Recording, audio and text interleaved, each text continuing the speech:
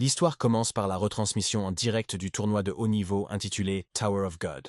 Le type a battu le boss dans un jeu en ligne, sous les applaudissements et l'admiration des gens autour de lui. Il appuyait sur le clavier et la souris avec force et rapidité, utilisant une combinaison de compétences. Tout le monde s'est inquiété en constatant la dégradation de son état de santé.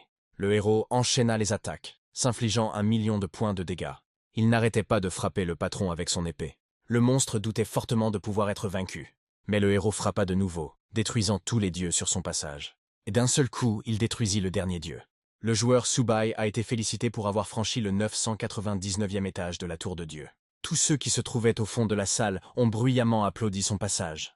Il était également heureux, car il était le premier joueur à avoir parcouru tous les étages. Soudain, quelque chose se produisit. Et il recula soudainement. La foule le rattrapa alors qu'il s'affalait sur une chaise sans comprendre ce qui s'était passé. Tout le monde allait appeler une ambulance. Les gens furent horrifiés d'apprendre que Subai était mort sur le coup après avoir franchi 999 étages. Subai entendit la voix mystérieuse jusqu'à ce qu'il se sente comme mort. Il y a eu une présentation de la discussion sur la Tour de Dieu, qui, il y a 10 ans, a complètement changé la structure de l'étoile bleue et a remplacé l'humanité par l'ère de la technologie. Le monde était désormais peuplé de monstres terrifiants, de démons et d'autres races diverses. Bien que la situation soit dangereuse, elle offre également aux humains d'innombrables possibilités de terminer chaque étage. Mais à ce jour, l'humanité n'en a franchi que 99. Aujourd'hui, grâce à ces ressources, l'humanité se développe 10 fois plus vite, améliorant la technologie et la qualité de vie. Le professeur a amené la leçon à un point clé, en allant montrer aux élèves la tour de Dieu. Subai regarda tout le monde lever la main. Les gars devant eux commencèrent à rêver de leur victoire, jusqu'à ce que Subai ne sache plus où il était. Après tout, il venait de mourir. Les camarades de classe se moquèrent les uns des autres, chacun voulant obtenir certains cours et acquérir certaines compétences. En revanche, l'excitation était palpable devant la Tour de Dieu. Ce pays était appelé Nasyonyang, et les conditions d'admission à la Tour de Dieu y étaient très strictes. Il faut être majeur et suivre une formation spécifique à l'école. Tous ont suivi 10 ans de formation pour y parvenir. Soudain, Subai réalisa qu'il était pris au piège d'un jeu auquel il participait. Il n'arrivait pas à croire qu'il pouvait renaître dans un monde où la Tour de Dieu était encore réduite à son 99e étage. Il comprit que ce serait peut-être le meilleur moment de sa vie s'il parvenait à nettoyer également les 999 étages de cet immeuble. L'enseignante tapota la table avec son pointeur pour faire taire la classe. Elle a déclaré que bientôt, tout le monde recevrait un cristal de téléportation. Et il a fallu briser le cristal pour achever le transfert. Elle leur a également souhaité bonne chance et un bon voyage. Subai s'empara du cristal, se préparant à nettoyer à nouveau la tour. Et d'une simple pression, le cristal se brisa. Il fut accueilli dans la Tour de Dieu, pendant le traitement des données. Mais soudain, une erreur révéla son compte de préinscription. Il pensa alors qu'il pourrait se connecter avec son ancien compte. Mais le système n'a effacé ses anciennes données qu'en raison d'une incohérence dans les informations. Finalement, le nettoyage fut terminé, et il fut accueilli dans la Tour des Dieux. Les joueurs apparurent, et Subai se retrouva dans un lieu familier où les débutants achètent leur équipement et leurs provisions avant d'entrer dans la tour. Le système l'a informé d'un message non lu. Il reçut une récompense inattendue pour avoir achevé 999 étages sous la forme des heures de toutes choses. Subai rit de joie en constatant qu'il s'agissait du plus grand artefact. Dans la Tour de Dieu, tous les objets étaient classés par qualité, du blanc brut à l'orange légendaire. Le horloge de toutes choses était le plus grand artefact en parfait état. Elle lui conférait le pouvoir d'améliorer n'importe quel objet de 100% pour un prix modique. Subai ne comprenait pas pourquoi un débutant aurait besoin d'un tel objet, mais il décida d'abord de faire un tour en ville. La ville des novices lui était bien familière, et l'odeur de la bière lui rappelait la dame de la taverne. Le système lui indiqua que la zone des débutants était désormais libre, et que tous les joueurs du pays recevraient donc la bénédiction des novices, soit une augmentation de 10% de leurs statistiques. Dans la taverne, tout le monde acclamait l'un, le dieu de l'épée, qui leur avait apporté un progrès et un avantage sur les autres pays. Pendant que Subai consultait ses statistiques, il se souvint que le jeu était désormais aussi réaliste que la réalité, et qu'on ne pouvait pas y mourir. Il remarqua quelque chose d'étrange. Grâce à l'amélioration de ses statistiques, il aidait les débutants à changer de classe. La garde de toutes choses l'a trouvé en possession d'équipements de nivellement, d'une épée courte et d'une armure. Il ne s'attendait pas à ce que même les équipements de niveau blanc puissent être améliorés. Subai était stupéfait de constater que l'horloge fonctionnait correctement et lui donnait 100% de chance d'amélioration. Il décida alors d'améliorer immédiatement son équipement au niveau légendaire. Puis il se souvint qu'il n'avait pas de pièces. Et puis, il a décidé de se concentrer sur le fait de gagner de l'argent. Pendant ce temps, à la Tour de Dieu, les nouveaux arrivants s'y présentaient, et dès le départ, ils étaient protégés pendant une semaine. Durant cette période, ils devaient changer de classe, sous peine d'être exclus. L'objectif principal des nouveaux joueurs est d'améliorer leur niveau et d'obtenir un cristal de changement de classe, et chaque année, d'innombrables nouveaux joueurs sont éliminés. Subei s'assit au bar de la taverne et proposa au gérant quelques recettes de cocktails. Il l'intéressait même un peu. Il lui parla du vin de sang de bête rare, ce à quoi elle ne crut pas, mais il décida de le prouver. Elle lui tendit son stylo, le menaçant s'il lui mentait. Il lui a réclamé 5 pièces d'or. Elle avait déjà préparé un verre, mais elle lui a rappelé qu'il serait puni pour avoir menti. Subei considérait cela comme une recette de base, et il gardait en mémoire des recettes encore plus rares et plus précieuses. 5 minutes plus tard, le gérant prépara une boisson selon sa recette, qui prit une couleur semblable à du cristal rouge. Tous les clients la suppliaient de vendre cette boisson, en lui donnant de plus en plus d'argent. Mais le gérant a paniqué, refusant de le vendre à qui que ce soit. Elle s'empara aussitôt du verre et le vida d'un trait. Subei lui a demandé son avis. La jeune fille s'est aussitôt un peu enivrée, avec l'intention de lui prendre toutes les recettes. Il décida de lui proposer 5 recettes avec une réduction de 20 pièces d'or. Une pièce d'or valait 100 pièces d'argent, ou 10 000 pièces de cuivre. Il avait désormais assez d'argent pour moderniser son équipement. Le gérant ne voulait pas le laisser sans le payer intégralement et lui offrit un poignard en cadeau. Il était d'excellente qualité et présentait des dommages accrus. Subei la remercia pour l'accord et partit pour affaire. En quittant la taverne, il décida immédiatement d'améliorer ses armes. Le prix pour accélérer était de 180 pièces d'argent, et le prix pour sauter était de 720. Subei savait que la mise à niveau valait l'investissement, car il devait changer de classe dans un délai limité. C'est pourquoi il a fortement insisté sur la nécessité d'amélioration. Il a utilisé le pass d'amélioration pour booster les stats de l'arme. Maintenant, avec de telles armes, il peut facilement nettoyer le premier étage de la tour. Il se dirigea donc résolument vers elle. Parallèlement, un scandale a éclaté aux abords de la zone des recrues. Ils se battaient tous pour le même lapin. Subei ne s'attendait pas à ce que quelqu'un veuille tuer une créature aussi mignonne. De plus, le lapin avait très peu d'expérience. Soudain, la jeune fille tenta de l'empêcher de quitter la zone dangereuse, car celle-ci n'était pas protégée. Subei ne comprenait pas de quoi elle parlait. Et à ce moment-là, une immense silhouette apparut au-dessus de lui. C'était un serpent volant de niveau 1. La jeune fille a crié, essayant de le prévenir. Mais il prit le poignard dans ses mains et le trancha d'un seul geste. Les nouveaux venus n'arrivaient pas à croire qu'il ait détruit si facilement le serpent volant. Ils accoururent vers lui, sans comprendre comment il avait fait. Et ils ont essayé de le dissuader d'y aller, sinon ils allaient tous mourir. Subei fit rouler une pièce de cuivre sur son doigt. Il continua son chemin, les laissant derrière lui. Ils étaient horrifiés par son imprudence et s'attendaient à ce qu'il meure dans les 5 minutes. Subei regarda autour d'elle et remarqua qu'il y avait nettement moins de joueurs. Un son déchirant retentit derrière nous. Il saisit aussitôt son poignard et transperça la tête du serpent volant. Après avoir détruit son corps, une pièce d'or en tomba. C'était similaire à la tour de Dieu, mais la progression et les récompenses étaient très limitées. Il décida donc d'éliminer quelques monstres supplémentaires pour terminer le premier niveau au plus vite. À ce moment précis, plusieurs autres serpents apparurent au-dessus de lui. Il les a abattus un par un. Et une pièce d'or tomba de chacun d'eux. Le système a diffusé une annonce concernant l'arrivée de la 10e saison de la Tour de Dieu, ce qui a entraîné l'effacement des enregistrements des premiers meurtres des nouveaux joueurs, et ces derniers recevront des récompenses luxueuses pour leur premier meurtre. Subei décida alors de passer au niveau supérieur de toute urgence. Et comme il avait l'avantage de posséder une montre, il ne pouvait pas laisser les autres faire les premiers meurtres. Les nouveaux venus dans leur zone discutaient de qui serait capable de faire les premiers kills. Ils discutaient des 3 grandes familles qui seraient probablement responsables des premiers meurtres dans la région orientale. L'un d'eux aperçut la fille aînée de la famille Lin, vêtue d'un costume légendaire, exhibant sa richesse. Le prix d'un tel costume dépassait le million, et leur famille disposait de gardes du corps de haut niveau. Ils décidèrent d'abandonner le sujet et de reprendre la chasse aux lapins. À ce moment-là, Subei abattait les serpents un par un. Finalement, le système le félicita pour sa promotion au 2e niveau, ce qui lui valut un coffre en fer noir ainsi que 2 points d'amélioration de statistiques. Subei, ravi de ces récompenses, jeta aussitôt un regard autour d'elle. Il a remarqué qu'il existait désormais un système de classement où certains avaient déjà atteint le 3e niveau. Il n'avait été ralenti qu'en consultant le chronomètre au début du match, mais maintenant, il devait faire ses preuves. Il décida alors d'ouvrir le coffre. À l'intérieur se trouvait une armure de base et 30 pièces de cuivre. Il devait désormais choisir ce qu'il allait améliorer, ses armes ou son armure. Le système a donné un indice indiquant que le boss de la zone novice ne possède pas d'attaque de haut niveau. Il est donc préférable d'améliorer son arme. Il décida de le faire améliorer une fois pour 50-100. Il a désormais reçu un bonus de dégâts supplémentaires. Cette amélioration ne pouvait être utilisée que 8 fois, il a donc commencé à la monter au niveau maximum. Le poignard délicat qu'il tenait à la main scintillait d'orange. Elle était désormais d'une qualité remarquable. Il a remarqué que les premières améliorations augmentèrent les paramètres de base, et les suivantes, la puissance d'attaque. Sa puissance d'attaque totale atteignait désormais 100 points. Il était convaincu que l'horloge par excellence était véritablement un objet légendaire. Et maintenant, il est déjà prêt à se rendre au premier étage de la Tour de Dieu.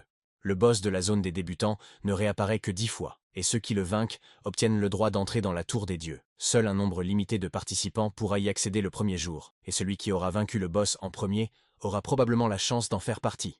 Il atteignit les rochers, supposant que c'était le bon endroit. Soudain, il entendit des bruits de bataille. Il réalisa alors que quelqu'un l'avait précédé, se précipitant pour être le premier à tuer. Les gobelins étaient déjà attaqués par la première équipe. Il les espionna et remarqua qu'ils possédaient un niveau d'armement pour le moins remarquable, ce qui laissait présager leur richesse. Ling Yushan, de la famille Ling, vêtue d'une tenue complète de niveau rare, apparut devant ses yeux.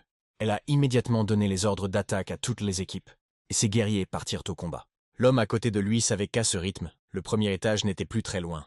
Mais la jeune fille pensa aussi à deux autres familles, Li et Bo, qui auraient pu emprunter un chemin différent et arriver plus vite. Soudain, elle entendit quelque chose. Je me suis donc caché derrière un rocher, essayant de trouver la source du bruit. Subei surgit de derrière un rocher. Tous remarquèrent son second niveau, sans comprendre pour quelle équipe il appartenait. Subei a admis qu'il n'était pas membre de l'équipe, et a prétendu qu'il était simplement de passage. Elle remarqua qu'il avait fallu une demi-heure à toute son équipe, avec leurs magnifiques uniformes, pour traverser la forêt, et qu'il n'aurait pas pu venir ici seul. Il essayait de leur échapper. Mais Zhang Fei devina, en les observant de dos, que l'étranger essayait de leur lancer le reste des monstres afin d'atteindre le boss en premier. Yuchan ordonna à 2 bataillons de l'arrêter par tous les moyens nécessaires. Elle ne voulait pas voir son patron emmené sous ses yeux. Les 2 bataillons se jetèrent sur le Subei isolé. Il sortit son poignard de son inventaire, le regardant avec un air déçu. Zhang Fei sourit, lui rappelant qu'il n'était que de niveau 2. Les guerriers se jetèrent sur lui, voulant le détruire sur ordre. Une flèche vola soudainement vers Subei. Mais il para le coup avec son poignard. Yushan fut surpris de voir cela. Des guerriers alentours se jetèrent sur lui. Subei sourit, laissant entendre qu'il ne parviendrait pas à l'achever. Il s'élança, plantant le poignard entre eux. 2 guerriers furent coupés en 2 et hurlèrent de douleur. Le garçon resta bouche bée, sous le choc. Les guerriers n'arrivaient pas à croire qu'il les avait écrasés en 1 seconde seulement, avec le 2e niveau. Subei était convaincu qu'il n'était pas encore digne de le tuer. Il infligea à chaque guerrier un coup critique, un par un. Ils perdèrent des hommes, ils décidèrent donc de battre en retraite immédiatement. Zhang Fei commença à menacer leur statut, mais Subei se fichait de qui ils étaient, du moment qu'ils se trouvaient sur son chemin. Zhang Fei était sans voix. À ce moment-là, Yuchan se couvrit la bouche. Il ne s'attendait pas à ce qu'elle vienne ici. Et soudain, elle a proposé un marché à Subei. Cela l'intéressait beaucoup, et il voulait en connaître les détails. Yuchan réalisa qu'il était venu seul, et au vu de son combat, il était assurément hors du commun. Elle a d'abord proposé de connaître son prix. Zhang Fei ne comprenait pas pourquoi il parlait à un joueur ordinaire, mais elle lui couvrit de nouveau la bouche. Subei garantissait qu'il n'y aurait pas de nouvelles attaques, mais en échange, il devrait me payer une taxe de défense, une pièce d'argent par personne. Zhang Fei fut choqué par son prix. Mais c'était le prix à payer pour leur vie. Yuchan lui jeta 3 pièces d'or, le reste étant un gage d'amitié, et lui demanda d'ajouter des amis. Subei exigerait une pièce supplémentaire pour une telle requête. La jeune fille acquiesça avec un sourire. Zhang Fei était déjà rouge de colère car cet homme insolent les avait utilisés, et Yuchan avait suggéré une chasse au boss commune et le premier meurtre. Subei réalisa que le premier combat contre le boss était très important pour elle. Mais Subei avait une autre condition. Et on lui a ordonné d'assumer le rôle de chef du groupe. Zhang Fei ne put contenir sa rage. Après tout, ils étaient tous des élites, et ils n'étaient absolument pas qualifiés pour devenir chef. Subei s'est fixé ses propres conditions afin de ne pas ralentir sa progression. Zhang Fei tenta de persuader la jeune fille de ne pas laisser l'étranger prendre les devants, ce à quoi Yuchan consentit, refusant catégoriquement. Subei fit immédiatement demi-tour et partit. Yuchan tenta de le faire changer d'avis en lui offrant 100 pièces d'or. Mais la récompense pour le premier meurtre était de plus de 100 pièces d'or, alors il a continué son chemin. Zhang Fei était choqué par son orgueil, refusant de lui accorder le record du monde du premier kill. Subei s'assit sur un rocher. Il est entré dans l'inventaire, avec l'intention de moderniser son équipement. Et pour améliorer l'armure de base, il demandait 1650 pièces d'argent pour avoir pu passer outre cette amélioration. Il était extrêmement impatient et a décidé de passer son tour. Son armure s'est maintenant considérablement améliorée. Sa santé a alors grimpé de 300 points, et il pouvait désormais affronter le boss en toute confiance. Dans la taverne, les anciens joueurs discutaient avec les nouveaux venus, leur conseillant de tuer le boss au plus vite. Le gérant de la taverne se demandait si leur nation Yang serait capable de réaliser le premier meurtre dans la Tour de Dieu. L'an dernier, leur guilde détenait le record de victimes jusqu'au 9e étage, mais au dernier étage, un nouveau venu redoutable d'une autre nation les a détrônés. Tous attendirent désormais l'apparition d'une recrue de rang SSS dans leur propre nation. Subei sauta avec agilité à travers les montagnes de gobelins pour abattre sa première victime. À ce moment-là, il vit le combat contre le boss. Et il a senti l'odeur de la poudre de dissimulation d'énergie. Cette poudre masquait l'odeur pour les monstres normaux, mais elle ne fonctionne pas si le niveau du monstre dépasse celui de l'utilisateur. Subei a immédiatement reconnu la version bon marché de la poudre, mais elle valait tout de même des millions. Heureusement, les guerriers n'ont pas encore atteint le boss, qui combat ses pions. Subei rejoignit donc le combat, affrontant les gobelins. L'équipe a remarqué l'arrivée d'un nouveau venu et s'est proposé pour l'arrêter. Mais Wang Zixi, fils de la famille Wang, l'une des 3 grandes familles de l'Est, décida de le quitter. Avec eux se trouvait Li Yueran, la fille de la famille Li, l'une des 3 grandes familles de l'Est, qui pensait qu'il était fou d'en faire trop. Mais soudain, ils remarquèrent que le nouveau venu s'apprêtait déjà à escalader le boss. Subei chargea droit vers l'énorme monstre. Je lui ai lancé un poignard qui s'est planté dans sa poitrine comme une aiguille. Le chef, le roi des gobelins, se leva de son trône. Les guerriers ne savaient pas quoi faire. Mais le chef ne le considérait pas comme une menace, car le patron allait l'écraser en un instant. Le patron a commencé à frapper Subei, mais celui-ci a esquivé avec adresse. Il grogna bruyamment en ouvrant la gueule. Subei s'est précipité pour le tuer. Et il a infligé un coup critique, réduisant ses points de vie à 100 à titre posthume. Le patron tomba à genoux lorsque Subei atterrit au sol. Mais le patron continuait de se battre, le frappant avec son énorme batte. Subei frappa de nouveau, infligeant des dégâts de 100 chevaux. Il connaissait ses points faibles, la poitrine, le bas du dos et les yeux. L'équipe commençait à s'inquiéter de sa capacité à esquiver les coups de poing du patron. Zixi n'arrivait pas à croire qu'une recrue puisse avoir une telle habileté à esquiver et même porter des coups critiques. Yuezhan savait que même les pros ne connaissaient pas cette technique. Subei enchaîna les coups, réduisant le boss à un état quasi vide. Yuezhan proposa de se joindre au combat. Zixi conseilla de ne pas se précipiter, considérant qu'un novice ne serait pas capable de tuer le boss en une seconde. Il décida d'attendre, avec l'intention de surveiller la situation et d'attaquer lorsque la cible tomberait. La victoire de Subei sur lui était tout à fait ordinaire. Le patron tenta de le frapper en grognant de colère, mais il esquiva habilement. Il a réussi un autre coup critique tout en continuant à faire des blagues. Le boss a perdu encore plus de points de vie et a hurlé. Et une lumière vive commença à en émaner. Subei ne comprenait pas ce qu'il faisait. Les gobelins étaient de nouveau arrivés sur la place et couraient vers les guerriers. Ils n'arrivaient pas à comprendre comment c'était arrivé, car ils avaient quasiment tout nettoyé de la zone. Yuren comprit que c'était le patron qui avait fait appel à eux. Zixi donna l'ordre de percer leur encerclement. Tous obéirent à son ordre, s'efforçant de maintenir leur formation. Yuren comprit que ces vagues incessantes étaient l'œuvre de cet imbécile. Zixi a ordonné à tout le monde de se concentrer pour dégager le passage. Chacun essayait de soutenir sa tête pour qu'il puisse atteindre le patron. Les guerriers n'arrêtaient pas de lui dire de tenir bon, de continuer. Il courut vers le boss tout en observant Subei l'affronter. Il estima sa force, mais il ne parviendrait pas à achever ses points de vie restants. Il devrait donc l'emporter. Subei ne s'attendait pas à ce qu'il intervienne au dernier moment. Il remarqua qu'il tenait un parchemin de rang moyen, signe de sa richesse. Zixi ouvrit le parchemin, ordonnant à tous de périr. Un sort de niveau intermédiaire, technique d'explosion de feu, jaillit du parchemin. Ce qui a provoqué une énorme explosion entre le patron et Subei. Son escouade a félicité son chef pour avoir mené à bien sa mission. Mais soudain, il s'est aperçu qu'il ne recevait plus de notification système. Et à ce moment précis, la notification de la victoire du roi gobelin par le joueur Subei est arrivée. L'escouade baissa les mains, réalisant qu'elle ne pouvait pas tuer le boss. Lorsque la fumée se dissipa, Subei se tenait debout sur l'énorme carcasse du monstre. Zixi hurla de rage, ne comprenant pas comment il avait pu vaincre le boss lui-même. Subei réalisa qu'ils ignoraient tout du cumul des blessures mortelles, car ils frappaient leurs points faibles. Il accumulait donc les dégâts et les achevait tous en un seul coup. Il se souvint qu'il aurait pu le vaincre avec encore 20% de points de vie, mais décida d'attendre que le parchemin Zixi soit épuisé. Subei feignit de regretter d'avoir gaspillé son parchemin. Subei voulait simplement donner une leçon à ces nobles arrogants et décida de partir. À la taverne, tout le monde a reçu une alerte concernant la première victoire contre un boss dans la zone Est. La question de l'identité de Subei a suscité la curiosité, et personne ne connaissait de famille portant ce nom. Pour la toute première fois, la première victime n'a pas été attribuée à un membre de 3 familles différentes, tous supposant qu'il s'agissait de l'héritier caché d'un clan puissant. Ils ne comprenaient même pas comment Subei, orpheline, avait pu vaincre le boss. L'escouade fixa l'alerte en silence, sans comprendre comment cela était possible. Yuren a ordonné à tout le monde de se diriger vers le point de rassemblement. Zixi serra les dents de rage, débordant de colère. Il ne pouvait rien faire d'autre que se reposer et attendre que le boss renaisse dans 1 heure. Soudain, un portail apparut devant eux, avec Yuchan, qui avait entendu ses paroles concernant l'interception du 2e boss. Mais je ne lui ai pas encore donné la permission. Le système accordait à Subei le droit de défier la Tour de Dieu et 11 coffres d'argent.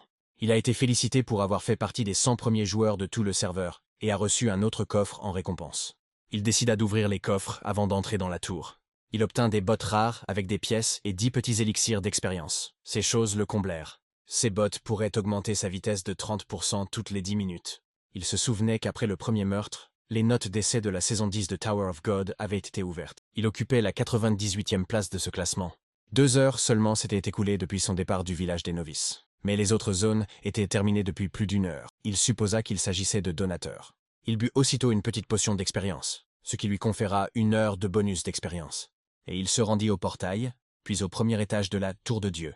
Il franchit le portail et se retrouva au premier étage de la tour. Il découvrit que ce serait le donjon sombre. Tous les donjons initiaux de la tour sont variés et regorgeant de butin, et leur difficulté augmente progressivement. L'étage sombre était considéré comme de difficulté moyenne, mais il est difficile pour les débutants.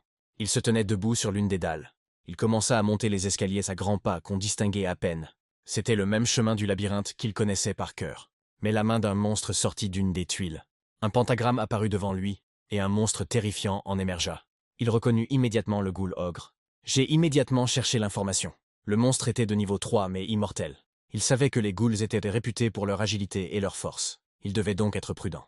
Elle effectua aussitôt une esquive, portant un coup critique qui le tua sur le coup. Mais après le premier, un deuxième ghoul est apparu. Il l'a également abattu d'un seul coup. L'expérience supplémentaire accumulée lui permit de franchir une montagne, ce qui le fit passer au 3e niveau et lui conféra 2 niveaux de statistiques. Grâce à l'expérience du roi démon, il a rapidement progressé. Il continua, mais les carreaux brillaient de couleurs différentes. Chaque dalle menait à des pièces de difficulté variables. La pièce rouge était difficile, et la pièce bleue facile. Il décida de se placer sur la ligne rouge, espérant obtenir une récompense plus généreuse. Et il apparut dans le couloir, devant les immenses portes menant à l'étage. Pendant ce temps, au royaume de Yan, au sein de la guilde du chef de la dynastie Chu, le secrétaire informa le président que les affaires de Monsieur Zhongxie se portaient en bien. Le président Zhu Wang ne considérait pas ses progrès comme insignifiants, car seul celui qui remporte le prix peut être considéré comme vainqueur. Le secrétaire était certain que le titre de roi reviendrait à Monsieur Jian Xiang. Le président l'a insulté à voix haute. Le vrai roi, selon lui, était celui qui avait bravé la mer, le feu et les tuyaux de cuivre, et non celui qui avait atteint le rang habituel. Mais il espérait ne pas être déçu. À ce moment-là, Subai dispersait les monstres sur le sol. Finalement, il vainquit tous les monstres. Il ne lui manquait que 1500 points d'expérience pour atteindre le 4e niveau, car la tour est généreuse en récompense. Les corps des monstres commencèrent à disparaître à mesure qu'il achevait son travail de ratissage. Mais soudain, le nombre de plaques a doublé. La dalle grise indiquait la présence d'une pièce secrète, ce à quoi il ne s'attendait pas. J'ai donc décidé d'y aller. Lorsqu'il s'est levé, il a été très surpris. Le sol était entièrement recouvert d'une horde de ghouls mangeuses d'hommes qui lui avaient déjà sauté dessus. Ils se retournèrent tous contre lui en même temps. Subei commença rapidement à les ouvrir en plein vol. Au bout d'une demi-heure, il s'en est finalement occupé. Il a atteint le 4e niveau et a gagné 2 points de statistiques supplémentaires. Le sol était jonché de cadavres tandis qu'il savourait sa promotion. Il a reçu une prime pour un combat parfait dans la pièce secrète. Ses statistiques étaient déjà équilibrées, il était donc temps de tuer le boss. 2 personnes figurèrent déjà en tête du classement, et Zhongxia y occupait la première place pour la 2e fois. Subei monta sur la dalle rouge. Je suis allé voir mon patron au bout du couloir. Au moment où il passait, l'immense porte s'ouvrit. Il arriva au premier étage, dans le bureau du patron. Un énorme monstre taureau était assis sur le trône. À peine était-il entré que des ghouls mangeuses d'hommes l'attaquèrent de toutes parts. Il n'avait pas le temps, alors il a décidé de s'en occuper rapidement. Il se mit à les taillader avec son poignard, les anéantissant tous d'un seul coup. Et il s'est immédiatement précipité vers son patron. Le monstre était un minotaure de niveau 5. Subei fut surprise par son sang-froid. Il lui lança un poignard. Mais le patron l'a repoussé d'un coup de patte. Et il sortit son énorme hache, se levant de son trône. Il cria, annonçant le début de la bataille. Des monstres volants vinrent à son secours. Subei était doublement intéressé à l'affronter. Il les a traversés en utilisant une frappe chargée. Et il s'envola vers le patron et le frappa. Il l'a frappé d'un coup, le transperçant d'un poignard et lui infligeant 150 points de dégâts. Pendant qu'il était en train de vaincre le boss, des créatures volantes l'attaquèrent par derrière. Mais Subei savait ce qu'ils essayèrent de faire, et les a immédiatement éliminés en quelques coups, touchant le boss. Le minotaure balança son énorme patte, et il frappa, faisant apparaître le pentagramme sous lui. Le taureau baissa sa tête cornue, et elle se déchira violemment, enveloppée de flammes. Subei ne s'attendait pas à ce qu'il utilise cette technique si tôt. Le minotaure fonça sur lui à toute vitesse. Mais Subei esquiva habilement son coup de poing, ce qui plongea le taureau dans un état de choc. Il décida de lui rappeler qui il était en brandissant le poignard. À ce moment-là, il lui a tailladé l'œil. Pendant qu'il le battait, d'autres pions surgirent par derrière. Il ne les a tués qu'en un seul coup, par souci d'expérience. Le système l'a félicité pour avoir atteint le 5e niveau. J'ai décidé d'activer le boost de vitesse. Ses chaussures brillaient d'une vive lumière bleue. Il se mit à tourner autour du taureau comme un éclair. Fou de rage, le minotaure hurla. De ce fait, il est entré en mode berserk. Finalement, Subei décida d'aborder le sujet principal. Bull était agacé de ne pas pouvoir voir le joueur, mais Subei était déjà derrière lui et l'appela. L'effet berserk avait déjà pris fin lorsque le taureau chargea sur lui. Pendant que le taureau regardait autour de lui, Subei était déjà derrière. Je l'ai poignardé en plein cœur. Le Minotaure commença à saigner et perdit rapidement des points de vie car il venait de dépenser sa rage berserk. Subei planta une nouvelle fois le poignard dans le corps pour ne pas perdre de temps. Il lui apportait un coup fatal, ce qui fit hurler le taureau de douleur. Et il tomba à terre, vaincu. Le système le félicita d'avoir vaincu le Minotaure, et le premier étage de la tour fut nettoyé. Le deuxième étage de la Tour des Dieux lui fut alors révélé. Il fut le premier joueur à vaincre le boss du premier étage, et fut récompensé par un coffre en or, une boule d'expérience et des pièces d'or. Et le temps de balayage était de près d'1 heure, ce qui constituait un record pour une récompense supplémentaire. Subei était content d'avoir obtenu un bon résultat, même s'il avait initialement bouclé le plateau en une demi-heure pour gagner du temps. Soudain, une explosion massive se produisit.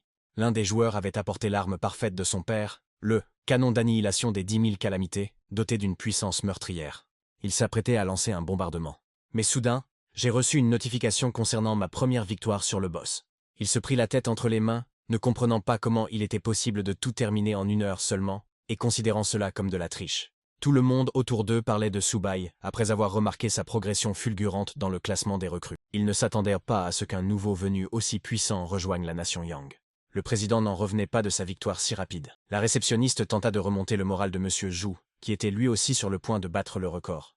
Mais l'homme, fou de rage, hurla, prenant cela pour une défaite sans appel. La jeune fille lui rappela qu'il restait 9 étages, grâce auxquels il pourrait rattraper son retard et remporter le titre. Il lui a ordonné de trouver l'identité de la personne qui avait battu le record. Yuchan a écrit à Subei en message privé, sans s'attendre à ce qu'il batte des records, et a décidé de l'inviter à travailler avec elle dans sa famille. Elle s'est rendue compte qu'elle avait grandement sous-estimé cet homme. Des coffres en or apparaissent, lors de la première élimination d'un boss ou d'un événement. Ils devraient donc contenir l'équipement parfait adapté à leur statut. Il ouvrit le coffre doré. Des rayons d'une luminosité incroyable ont nécessité un équipement parfait. Mais tout ce qui sortit du coffre fut l'arme parfaite, une houe en or. Il savait que cet objet lui serait très utile en jeu, donc ce n'était pas un mauvais choix. De plus, il a reçu une balle d'entraînement pour débutants, ce qui lui permettra de passer au niveau supérieur. Subei a immédiatement éclaté le ballon qui lui avait rapporté 60 000 points d'expérience. Le système le félicita pour son 6e niveau. Il décida alors d'améliorer son équipement. Il lui fallait 3 000 pièces d'argent pour financer la rénovation de ses chaussures. Il a donc choisi cette dernière option, ne considérant pas l'argent comme un problème. Il a réussi à améliorer les chaussures grâce à une passe. Cela a considérablement amélioré ses statistiques. Il a donc décidé de recommencer. Il effectua plusieurs autres améliorations, ce qui augmenta sa force à chaque fois. Ses statistiques étaient désormais assez élevées. Il tenait son billet d'entrée à la main. Grâce à cela, il pouvait se rendre à l'étage supérieur de la tour. Il franchit donc le portail, avec l'intention d'atteindre son objectif, terminer les 10 premiers étages en une seule journée. Le portail le transporta dans le désert de Naka. Le système l'avertit du compte à rebours d'1 minute avant l'apparition des premiers monstres. Les règles du désert étaient de vaincre 10 vagues de monstres, mais Subei voulait accélérer le processus. Des bruits provenaient de derrière lui. C'était un monstre lézard qui est sorti d'un des portails. C'était un lézard à dents de scie de niveau 3. Ils se jetèrent tous sur lui. Subei remarqua leur lenteur, ce qui l'empêcha de récupérer le record du premier kill.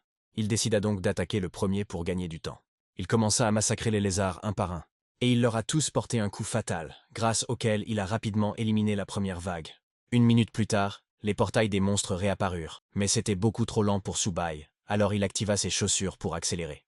À une vitesse fulgurante, il volait d'un lézard à l'autre, leur infligeant un coup fatal. Il a rapidement éliminé la 2e vague, puis la 3e, et après la 3e, la 4e. Il était déjà entré dans la salle du boss tout en combattant le loup. Subei l'abattit rapidement avec son poignard. Finalement, il tua le chef ermite Fan, ce qui lui donna un billet d'entrée pour le 3e étage. Pour avoir réalisé un parcours parfait, il a reçu de l'expérience supplémentaire. De plus, il est devenu le premier joueur à franchir le 2e étage de la tour, ce qui lui a valu un coffre en or, une balle et des pièces. Il a franchi cet étage en seulement une demi-heure, battant ainsi le record. Il ouvrit un autre coffre doré. L'équipement parfait, une armure combinée Lilazor, a été obtenu. Il était de niveau 5 et possédait un effet de régénération. Subei s'intéressa à cet article et décida immédiatement de le mettre à niveau. Il décida alors de l'essayer lui-même et se sentit immédiatement riche. Il a immédiatement crevé la balle du débutant, gagnant ainsi 50 000 points d'expérience supplémentaires, et a été promu au 7e niveau. Subei évalua une nouvelle fois ses statistiques, alors qu'il se préparait à conquérir le 3e étage de la tour. Il avait dépensé 100 pièces d'or rien que pour cette amélioration, il devait donc gagner plus activement. Il monta au 3e étage de la grotte de soie. Des castors agressifs et d'énormes araignées rampèrent vers lui, surgissant des ténèbres. Subei chargea sur eux, bien décidé à découper ces petites beautés en morceaux. Pendant ce temps, au 1er étage, le joueur tentait de tuer le boss avec son canon. Il fut félicité pour sa victoire sur le Minotaure. Mais il ne lui a fallu que 2 heures pour terminer, et il était très fatigué pendant ce temps. Lorsqu'il ouvrit le coffre, une arme rare en tomba, une épée longue exclusive. L'homme sourit, savourant le butin. Une alerte s'afficha devant lui, indiquant que Subai avait sécurisé le deuxième étage. Il hurla de rage, n'arrivant pas à croire qu'il l'avait terminé en seulement une demi-heure. Le joueur s'est effondré à genoux, frustré, ne comprenant pas qui était Subai. À ce moment-là, il était déjà en plein combat contre un boss araignée gigantesque, voulant montrer à tous sa vitesse. Le système a félicité Subai pour avoir franchi le troisième étage en une demi-heure. Puis, il atteignit le quatrième étage, dans le désert de flammes de sang, où il affronta également ses ennemis. Il a été félicité pour avoir franchi le quatrième étage en 20 minutes. Au cinquième étage, il pénétra dans le marais brumeux, où il détruisit le poisson boss. Le système l'a félicité pour son nouveau record, celui d'avoir franchi le cinquième étage en moins de 20 minutes. Les joueurs en avaient déjà assez de recevoir des alertes concernant les passages de Subai. Après tout, en une heure seulement, il avait réussi à terminer 3 étages. La taverne discutait avec véhémence de Zhang Xian pour avoir amené le canon d'annihilation des 10 000 calamités au premier étage. Pendant ce temps, dans la salle de réunion du groupe stratégique, Pei Ling-sui était très intéressé par ce Subai. Nantian trouvait étrange que Subai n'ait ni famille ni origine, et que ses origines soient pures. Ling-sui supposait qu'il avait déjà trouvé une bonne arme dans la tour, mais la probabilité d'obtenir un tel objet était extrêmement faible, même pour le groupe de haut niveau. La jeune fille lui rappela qu'il figurait parmi les 5 meilleurs assassins, mais il s'intéressait aux armes d'un garçon. Nantian lui fit remarquer qu'elle se promenait avec une lance de phénix de flamme ornée de glandes de soie. À ce moment-là, le dirigeant a frappé la table du poing, mettant fin à leur discussion. Sukang proposa de lui racheter son arme légendaire s'il ne tirait pas le cristal de transfert de rang S à la fin. Pour le bien de cette arme, il était prêt à l'inviter à être testé au sein de son groupe. Nan Xian lui conseilla la prudence, car il était préférable pour les novices de commencer avec une équipe de niveau équivalent avant de rejoindre une équipe de 3e ordre. Mais Sukang lui a rappelé les 2 dernières années de la saison des recrues, et qu'il n'y avait rien de mal à être le roi des recrues. Sukang confirma son verdict et quitta la pièce. Ling-sui lui conseilla de prendre soin de lui, car s'il ne pouvait pas obtenir une deuxième transformation en un mois, cela pourrait le faire intégrer une équipe de second ordre. Subei était assise devant le portail menant à l'étage supérieur.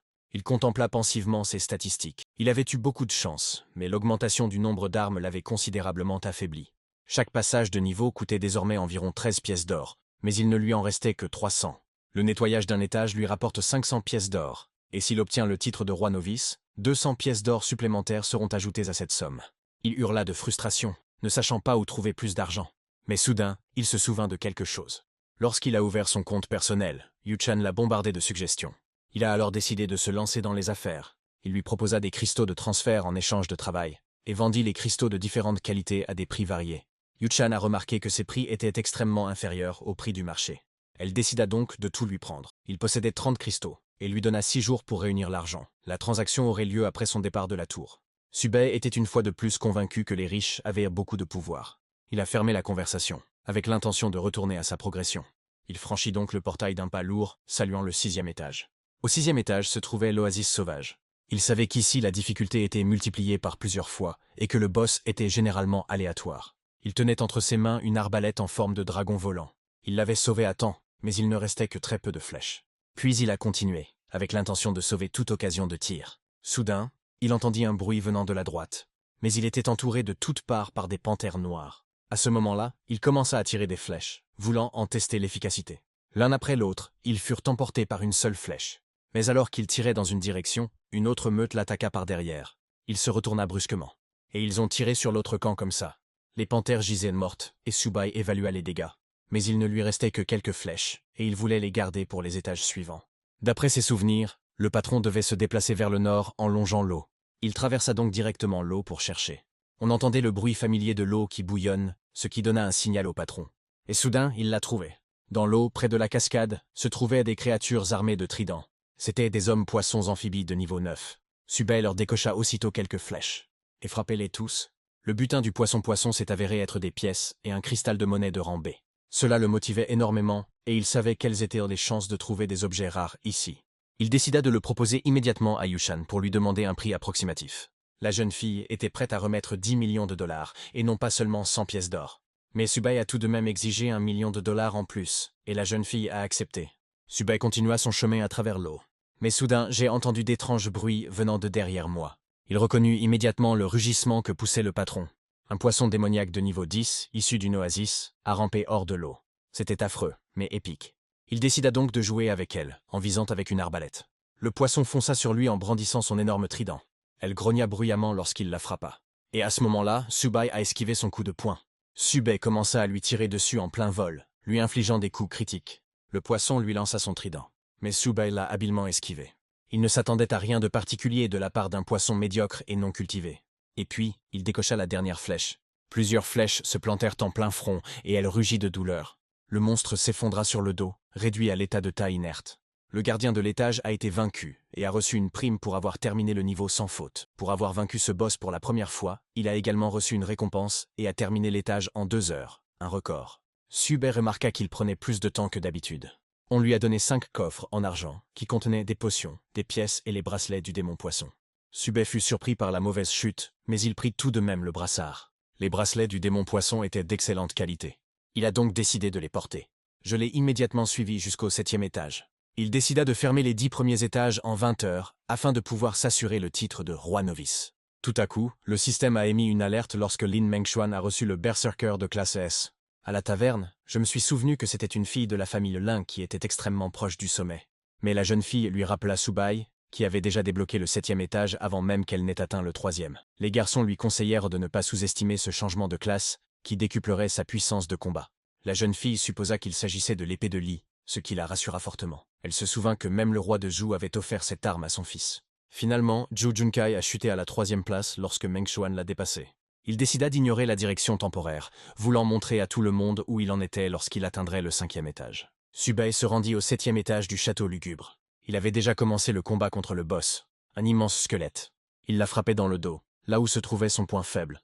Mengxuan, quant à lui, combattait au 4e étage. Et de son immense épée, elle repoussa un groupe d'ennemis. Zinke se trouvait au 5e étage, en train de récupérer le butin du boss qui lui avait donné l'éclat de la pierre du destin pour changer de classe. Il a reçu un cristal de rang SS, et sa classe est devenue mécanicien. Subei était déjà en train de nettoyer le 8e étage, l'abîme de la misère. Il se jeta sur les squelettes et leur coupa les membres. Il lui reste 2 étages à franchir, et il sera le meilleur. Ses adversaires restaient en dessous de lui, essayant de le dépasser. Subei combattait un immense groupe de zombies dans la ville cauchemardesque. Mengxuan, du 7e étage, voulait rattraper Subei. Finalement, Subei atteignit le boss au 10e étage, la plateforme cauchemardesque. Il fut accueilli par le chef de Nightmare Farms. Pour le bien du roi novice, il ne restait plus qu'à le tuer. Subei décida de s'occuper rapidement de lui en ripostant. Il l'avait blessé à plusieurs reprises pour être sûr qu'il n'ait aucune chance. Une main immense se tendit vers lui. Nightmare voulait lui donner une leçon, mais Subei connaissait ses tours passés. Donc, d'un seul geste, je l'ai coupé de la tête jusqu'en bas. Le système a félicité le joueur Subei pour avoir terminé le 10e étage en un temps record. En récompense, il a reçu un cristal de changement de profession de rang SSS aléatoire et le titre de roi novice. Son expérience avait désormais doublé, et il bénéficiait d'une amélioration passive de ses statistiques. Subei était satisfait de sa récompense. Il se souvenait avoir gravi 999 étages dans sa vie antérieure sans obtenir le moindre titre. Il était entouré de coffres remplis d'or qu'il voulait tous ouvrir d'un coup. Une rare épée de tigre blanc est tombée du premier coffre. Un autre a laissé tomber une carte au trésor où l'on peut trouver l'équipement parfait. Plus tard, il a obtenu un bouclier énergétique rare, puis un objet rare, la pierre de radiance, qui dissimulera la lueur de l'équipement aux regards indiscrets. Finalement, il obtint l'équipement parfait, les gants du dragon de feu. Il les a immédiatement enfilés, car leurs caractéristiques étaient exceptionnelles. L'un des coffres s'ouvrit dans une lumière intense, comme si quelque chose de précieux s'y trouvait. Subei estimait ses statistiques qu'il pouvait tuer tout le monde d'un seul coup. Il décida d'ouvrir tous les coffres d'argent accumulés, dans l'intention de vendre tout ce dont il n'avait pas besoin. Il a reçu du matériel varié, allant du mauvais à l'utile. Tout le monde a été informé du record de Subei, qui avait nettoyé 10 étages en 17 heures. Dans le village des novices, tout le monde était sous le choc. Après tout, personne n'avait réussi à extraire un cristal de rang SSS depuis longtemps. Les gens tombèrent à genoux, se réjouissant de la bénédiction divine pour l'apparition d'un nouveau venu si puissant. Tous les regards étaient tournés vers Subei dans la salle de réunion. Su Chang exigea un dossier complet le concernant et ordonna à Ling Xu de s'en charger. Il comptait l'intercepter immédiatement afin que les autres escouades ne puissent pas y jeter un œil. Ling Xu a demandé à Subei d'accepter leurs conditions. Su Kang ordonna qu'on lui attribue le grade le plus élevé de la 11e escouade, ce qui surprit Ling Xu, car il s'agissait de leur escouade principale. Mais Subei ne méritait pas de se retrouver aux côtés des perdants de la 2e équipe. Su Kai était prêt à le payer de sa propre poche pour qu'il intègre l'équipe. Il n'aurait jamais dû rater ça. Tout le monde était d'accord avec lui, car après l'arrivée d'un combattant de rang SSS, il deviendrait dans la 2e équipe la plus forte après la première, où siège l'immortel Sword Lee. Ling Xu s'exécuta aussitôt de l'ordre du capitaine. Elle avait envie de leur frotter le nez elle-même. Dans la taverne des débutants, on remarqua que Subei n'avait pas encore changé de classe, malgré son succès. Personne ne comprenait pourquoi il était sans classe. À ce moment précis, la porte de la taverne s'ouvre d'un coup de pied. Les guerriers froncèrent aussitôt les sourcils en dégainant leurs armes. Mais il n'y avait qu'un inconnu à la porte, avec un énorme sac sur le dos. Ils comprirent que la directrice le tuerait bientôt s'il tentait de l'approcher. Elle ne s'attendait pas à ce qu'il revienne si vite. Subai lui demanda aussitôt la boisson, étoile filante, sa recette fétiche. Personne ne comprenait pourquoi elle ne traitait pas avec lui. Le gérant a immédiatement flairé sa prise. Elle a demandé une pièce d'or par verre. Lorsqu'il a bu le verre, ses statistiques ont augmenté d'1 point. Mais Subai lui a demandé une chambre privée au 2e étage. Soudain, quelqu'un remarqua Yu-chan qui entrait, par derrière. La jeune fille était heureuse de ne pas avoir laissé cette dispute avec Subai dégénérer en conflit, sinon elle n'aurait pas eu autant de chance. Subai lui a suggéré d'aller vérifier la marchandise. Elle ne s'attendait pas à voir un sac aussi énorme. Ils se rendirent dans le salon VIP, au 2e étage, pendant qu'il ouvrait le sac et jetait les cristaux sur la table. L'équipe n'en croyait pas ses yeux. Il y avait plus d'une douzaine de cristaux différents, de qualités diverses. Puis il se souvint qu'il possédait également un cristal de rang S et le lui offrit. Tout le monde a été instantanément choqué, ne s'attendant pas à un tel produit. Yu-chan fixa le cristal, la bouche ouverte. Le cristal de rang S révélait la profession d'érudit en magie. Yu-chan était sans voix, tenant entre ses mains un objet d'une telle puissance. Elle le déposa soigneusement sur l'oreiller et demanda le prix, déterminée à l'obtenir coûte que coûte. Subai proposa tous les cristaux du marché, à l'exception du cristal S. Il demandait 10% en espèces et le reste en pièces d'or. Il souhaitait également leur acheter des matières premières. Cela ne dérangeait pas Yu-chan, les achats étaient à son métier. Il lui a remis une liste d'achats. Subai s'assit sur le canapé, soulagé. Il s'intéressait désormais au prix de son cristal S. Yu-chan lui a offert 2 milliards en espèces. Subai était choqué, ne s'attendant pas à un prix aussi élevé. Elle savait que de tels biens étaient introuvables, mais même ce prix lui paraissait dérisoire. Elle lui promit 200 000 pièces d'or en échange, ainsi qu'un manoir dans la tour de la ville de Lingfang.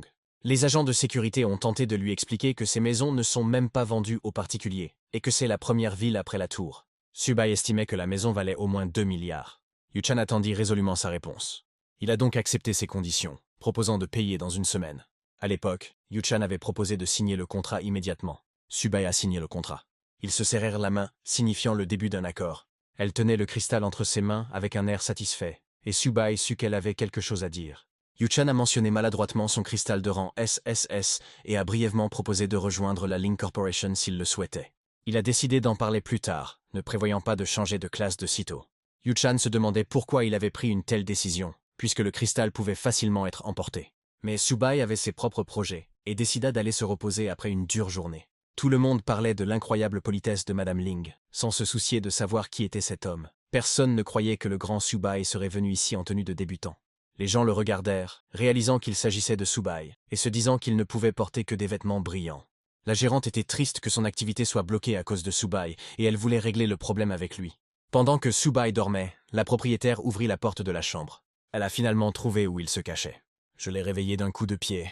Il ne s'attendait pas à la voir ici, l'appelant Nana. Furieuse de ce surnom, elle lui rappela avec véhémence qu'il avait paralysé son activité et lui ordonna de régler le problème avec la foule en contrebas, faute de quoi elle réglerait tout avec lui. Subai lui tendit une poignée de pièces d'or avec un sourire narquois, et il les lui jetait juste sous le nez pour qu'elle tranche la question. Elle s'empara des pièces, changeant instantanément de personnalité.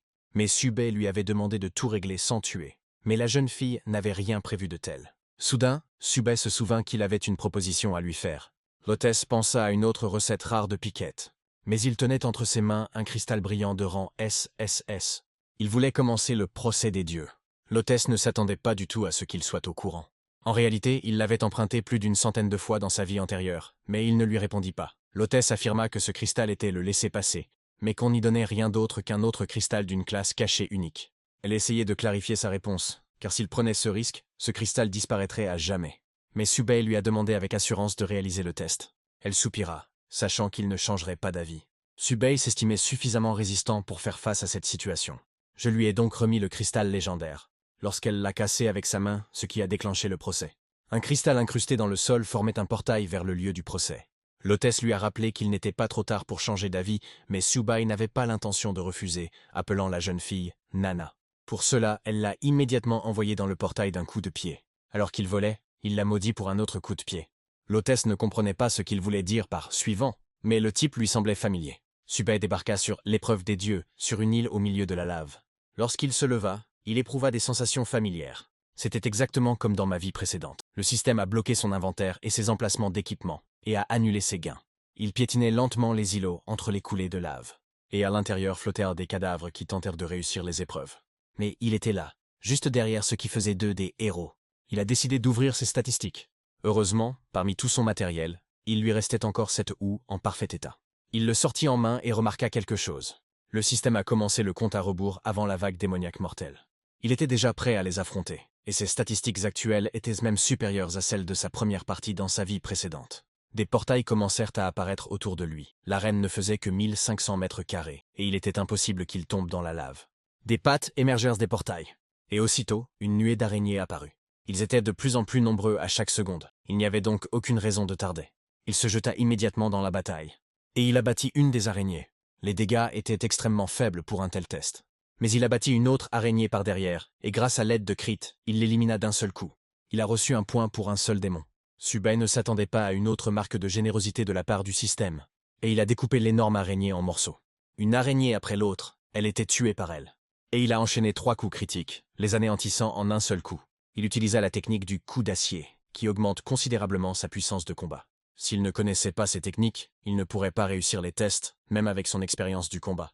Un groupe d'araignées se précipita de nouveau vers lui. Subay soupira calmement. Une fois de plus, il les a mis en pièces d'un seul coup grâce à cette technique. Il coupait sans s'arrêter, sentant sa puissance. Dans le chat, tout le monde discutait de l'échec de Subay à activer son cristal de rang SSS. Mais nous avons remarqué que Yuchan proposait du matériel pour débutants avec de nombreux cristaux. Tout le monde a compris que c'était Subay qui avait orchestré cela, et il craignait qu'il ait réussi à vendre le cristal SSS. Dana a expulsé quelques types qui tentèrent de monter discrètement au 2e étage. Elle a dit que Subay n'était pas là et que son cristal était brisé depuis longtemps. Les gars exigeaient des preuves. Mais sa preuve, c'était qu'elle l'avait cassé elle-même de sa main et qu'elle avait proposé de le lui démontrer sur la tête. Dans la salle de réunion, Sukang lisait des documents. Soudain, on l'informa que la serveuse de la taverne avait brisé le cristal de Subay. Ils comprirent que ce n'était certainement pas un mensonge, car Dana, la gérante de la taverne, ne mentirait pas en tant que PNJ. Tout le monde s'est moqué de lui pour avoir perdu son cristal sans l'avoir utilisé. Sukang frappa violemment la table de sa paume, fou de rage que cet homme ait perdu son cristal légendaire. Il sourit, se rappelant que, selon lui, Subay n'était pas digne de faire partie de leur équipe principale. Lingsue ne comprenait pas ce qu'il faisait là. Sukang a mis fin à leur conflit car Subay était porté disparu. Il leur ordonna de garder la tour et d'attendre sa sortie. L'homme ne voyait pas l'intérêt de le capturer, puisqu'il ne récupérerait pas le cristal SSS. Mais Sukang ne s'intéressait pas au cristal en lui-même. C'était sa technique, qui pourrait leur en fournir un autre au bout d'un certain temps. Lingsue a fait l'éloge de l'intelligence de leur chef. L'homme ne savait pas quoi faire avec Subay et a suggéré de l'intimider. Mais Sukang ne recourait pas à de telles méthodes. Il était prêt à le soudoyer avec n'importe quelle somme d'or pour qu'il révèle une technique spéciale. Subay continua à tuer les araignées d'un seul coup. Finalement, il a terminé le premier tour après 10 heures. Mais il lui restait 9 niveaux à franchir, et il devait éliminer 1 million de monstres pour atteindre le rang SSS. Il n'en avait tué que 11 000 durant tout ce temps, et le plus dur restait à faire. Au début du 2e round, ses statistiques furent rétablies, et les démons venimeux allèrent bientôt arriver. Il devait continuer, et bientôt la période de recrue touchera à sa fin, ce qui est très urgent. Un essaim de guêpes s'est approché de lui, et leur piqûre commence à saigner. Et il décida immédiatement de changer d'arme. C'était un fouet d'épines. Là, ils étaient libres de changer d'armure et d'armes, certes au niveau initial, mais mieux qu'une simple lame. Les guêpes ont commencé à attaquer. Il les frappa d'un fouet, leur tranchant le corps, et d'un seul coup, il abattit 20 guêpes. Subay était satisfaite des armes appropriées. Même si les guêpes étaient venimeuses, leur défense était faible. Il utilisa l'onde d'aura et la divulgation, continuant à tuer les guêpes en un seul mouvement. 12 heures plus tard, sa facture s'élevait à près de 300 000. Il était épuisé, mais il avait tué tous les démons. J'étais tellement fatigué que je ne pouvais même plus parler, tant j'avais le souffle court, mais j'ai changé d'arme. Le niveau était plutôt bon, même si c'était fatigant. Il est passé au 3e tour, en phase de récupération. Au bout d'1 minute, une vague de gobelins magiques apparaîtra. Il reprit son arc, sachant que les gobelins attaquèrent de loin. Des gobelins ailés apparurent, des lances à la main. Ils ont fondu sur lui en meute. Subay a tiré de nombreuses flèches dans leur direction. Et ils ont touché la quasi-totalité d'entre eux. Une seule flèche lui suffit pour tuer le gobelin. Mais ils étaient sur le point d'attaquer. Il était passé maître dans l'art d'esquiver leurs attaques, mais il devait être plus rapide. Pendant ce temps, au 10e étage de la tour, sur la plateforme cauchemardesque, Lin Mengxuan a été félicitée pour avoir terminé le 10e étage, ce qui lui a pris 40 heures. Elle occupait désormais la 2e place derrière Subay. Le 6e jour des épreuves pour les recrues, le système a publié des statistiques générales indiquant que seulement 4,5 millions de recrues étaient qualifiées. un chiffre similaire à celui des années précédentes. On ne comptait que 8 disciples exceptionnels de rang S et SS dans le pays de Yan. Les gens soupirèrent, réalisant que le pays avait une fois de plus échoué, malgré une situation déjà meilleure que l'année précédente. Leur pays avait capturé 2 puissants joueurs, Junkai et Wei Lan, puis Meng Shuan et Yu Chan. Soudain, ils pensèrent à Subai. Pendant que Yu Chan mangeait, Zhang Fei lui demanda pourquoi elle avait décliné les invitations de Meng Shuan et Junkai. Il conseilla de ne pas laisser passer une telle occasion, ne serait-ce que pour Subai, en envisageant l'union et l'élévation du clan Lin. Yu Chan l'ignora, lui rappelant qu'elle avait demandé quelques préparatifs. Il lui tendit le sac et voulut comprendre pourquoi elle faisait cela. Mais elle avait ses propres projets. Yu Chan ouvrit sa liste d'amis, qui comprenait Zhang Fei, Su Qi et Subai. Depuis une semaine, le statut de Subai était celui d'anomalie, et il était apparu presque aussitôt après les rumeurs concernant le cristal détruit. Elle supposait qu'il était encore novice et attendait qu'il surprenne le monde. Subai, quant à lui, en était à la 7e épreuve des dieux. Cette fois, il se battait contre des statues de pierre. Et il leur tira des flèches glacées. Tuer tout le monde d'un seul coup. Il savait qu'elle devenait fragile, comme du verre fait de glace. Subai savait qu'environ 6 jours s'étaient écoulés, et qu'il ne restait plus que 3 manches, mais le temps pressait. Il atteignit le 8e round après avoir récupéré toutes ses statistiques. Les ennemis étaient des scarabées venimeux. Les insectes tentèrent de l'encercler, mais il les éventra, en tuant 30 d'un coup. Au bout de 6 heures, il tuait d'énormes démons. Et il les a quand même mis KO un coup après l'autre. Finalement, il avait marqué 1 million de points à l'épreuve des dieux, et il ne restait plus que 24 heures avant la fin de l'épreuve des novices. Il ne reste plus que le boss du dernier niveau, et le succès héros lui appartiendra. Il toucha la sphère rouge pour invoquer le boss final. Un immense pentagramme se forma en dessous. Un démon lotus rouge de niveau 10 en émergea. Subai était satisfaite que le patron soit resté le même. Le démon le frappa, voulant tuer l'homme. Il lança un coup de poing puissant, mais Subai parvint à l'esquiver. Il sautait de rocher en rocher, percevant la complexité du roi démon. Grâce à sa défense impénétrable, il est totalement invulnérable. Subai décida alors d'attendre de pouvoir percer cette barrière. Il a esquivé une autre attaque. Subai sauta sur les comètes volantes tout en esquivant leurs coups. Il avait un crochet pour chat sur le bras. Cette fois-ci, il s'amusait davantage que par le passé. À l'aide du crochet, il a sorti le squelette de la lave. Je l'ai attrapé avec un crochet. Il décida de faire goûter la lave au roi démon et la lui jeta directement dessus. Le roi se couvrit le visage de douleurs brûlantes, et Subai profita de ce moment pour venger tous ceux qu'il avait tués. Un katana se forma dans sa main, qui l'a frappé. D'un coup, il arracha l'une des ailes supérieures du roi démon. Subai comprit que c'était le moment idéal pour attaquer. Il bondit en avant visant son arc. Tous les 3 l'ont frappé en plein torse. Après le coup de feu, il a grimpé les rochers en courant. Je lui ai tiré une balle dans le poignet. Il banda une autre flèche, exultant de sa victoire. Le roi démon hurla de rage. Une grêle de flèches s'abattit sur lui. Il activa son attaque, avec l'intention de le frapper. Mais où qu'il aille, Subai esquivait toutes les attaques. Et à ce moment-là, il était trop près. Il décida qu'il était temps d'en finir. Et il commença à lui couper les ailes avec une épée en forme de crochet. De ce fait, il perdit la capacité de voler et tomba directement dans la mer de lave. Sujun Sautillier. On le félicita d'avoir réussi l'épreuve des dieux, et il pouvait désormais accéder à la seule classe secrète. Il s'effondra au sol, épuisé. S'il échange 1 million de points, il peut obtenir la super classe héros. Subai éclata d'un rire tonitruant, sachant que cette classe était supérieure à n'importe quelle classe de rang SSS, et que c'était uniquement grâce à elle qu'il avait pu conquérir les 999 étages de sa vie précédente. Il décida de ne pas se précipiter et préféra croire à la même légende concernant la houe en or. Il l'a jetée dans la lave pour voir si elle avait la capacité de copier des objets, et il attendit en silence un miracle. Mais il a tout simplement disparu, ce qui a beaucoup paniqué Subai. Il s'est passé quelque chose d'étrange avec le nombre de points. Mais soudain, des tourbillons sont apparus au-dessus de la lave, confirmant ainsi la légende. Une moitié jaune de la sphère apparut, et puis la moitié violette. Ensemble, ils ont illuminé Subai. Une sphère complète naquit en lui, alimentée par ses forces. À ce moment-là, ils se sont brisés en morceaux. Ce qui lui valut une double distinction, héros et roi démon. Son visage est fendu en 2, ce qui le rend à la fois humain et démoniaque, mais ce n'est pas ce à quoi il s'attendait. Un portail apparut au-dessus de lui alors qu'il tentait de se ressaisir. Il a vérifié ses statistiques et a constaté qu'elles avaient été multipliées par au moins 5, rendant ainsi son mana infini. Subai a fait ses adieux aux héros tombés au combat, promettant de poursuivre leur œuvre. Il pouvait désormais terrasser 2 dieux à la fois. Finalement, Yu Chan remarqua l'activité de Subai. Il y avait d'étranges secousses dans la taverne, mais le bruit provenait du dernier étage. Le directeur ouvrit la porte de la chambre. Subai apparut sur le canapé, l'air détendu, ce qui la surprit. Elle ne s'attendait pas à ce qu'ils suivent ce cours. Mais alors, elle sentit qu'il n'y avait pas seulement un héros parmi eux, mais aussi un roi démon, ce qui était strictement interdit. Subai ne fut pas surprise par son regard attentif. Il en avait assez de se cacher et voulait sortir, l'invitant à le rejoindre, mais elle ne voulait pas voir la rue. Subei avait promis de revenir quand il aurait soif, mais Dana lui a jeté quelque chose en récompense pour avoir terminé sa tâche. Il tenait à la main une icône de dissimulation, qui masquait à la fois son statut et son apparence. Dana ne voulait tout simplement pas qu'il meure prématurément, car le roi démon est high dans la tour. Il la remerciait de sa sollicitude.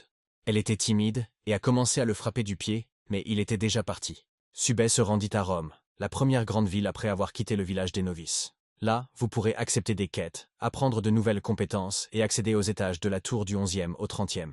Il traversa des rues qui lui étaient très familières. Soudain, l'escouade Yuchan se trouvait devant lui. Elle était très heureuse de le voir et se demandait ce qu'il faisait. Yuchan l'invita à la chambre de commerce de la famille Ling. Il fut impressionné par le luxe de cette famille. Elle a placé les boîtes de paiement et les articles nécessaires devant lui. Les gardes se regardèrent en silence. Yuchan voulait connaître son classement actuel dans sa classe. Elle voulait simplement connaître la vérité sur la rumeur selon laquelle il aurait perdu le cristal de changement de profession. Il ne comprenait pas comment il pouvait le savoir.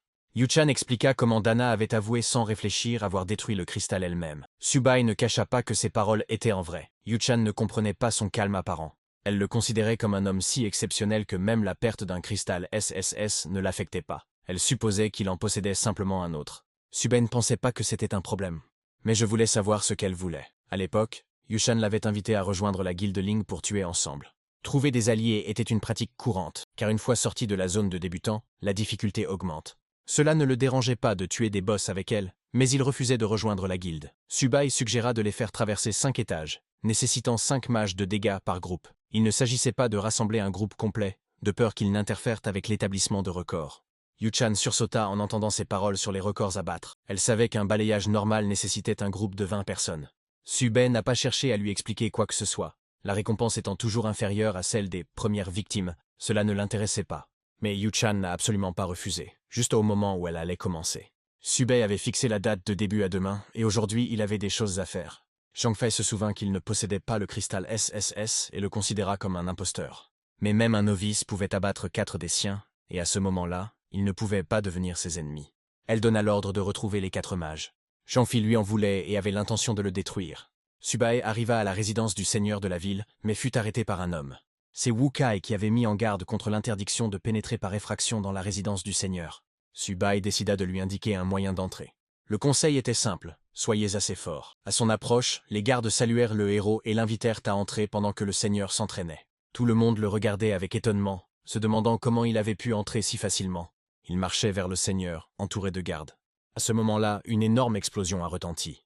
Subei entra et vit le combat dans l'arène. L'un des combattants était le capitaine de la garde, Orlando Mullen, et c'était un mage de la terre de niveau 180. Et face à lui se trouvait le seigneur de la ville de Rome, Rien le Noir, qui était un grand épéiste de niveau 200e. Subei était ravi d'être arrivé directement à une séance d'entraînement où il pourrait apprendre des techniques rares. Le chevalier l'arrêta pendant que le seigneur affrontait le capitaine. N'ayant aucune compétence, il aurait dû chercher des manuels. Mais ici, il pourrait s'en procurer plus facilement. Une compétence d'épée de rang C fut immédiatement découverte. Il s'agissait d'une compétence personnelle d'un grand épéiste. Après cela, on lui proposa la magie de la terre, qu'il accepta également.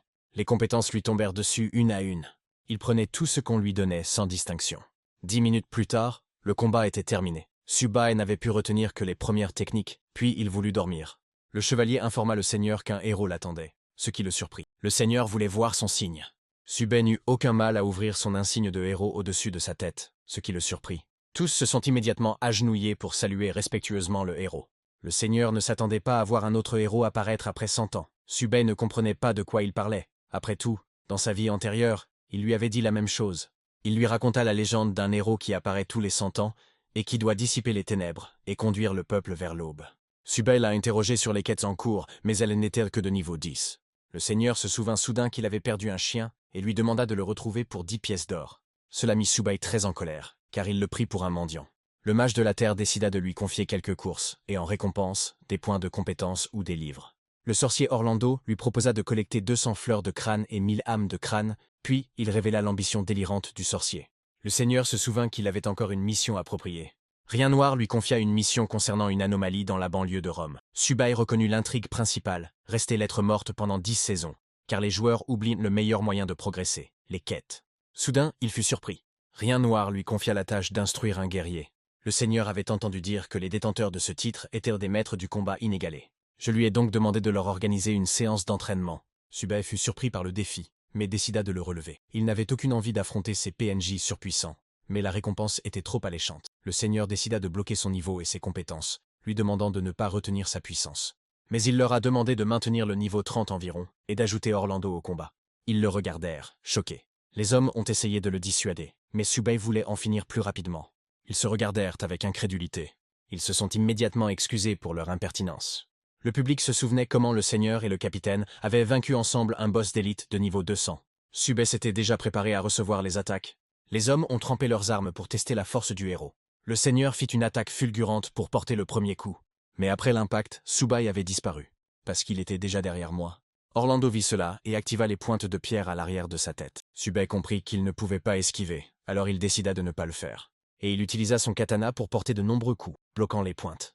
Le public fut stupéfait par sa vitesse, digne du titre de héros. Le seigneur décida de lui montrer leur véritable force.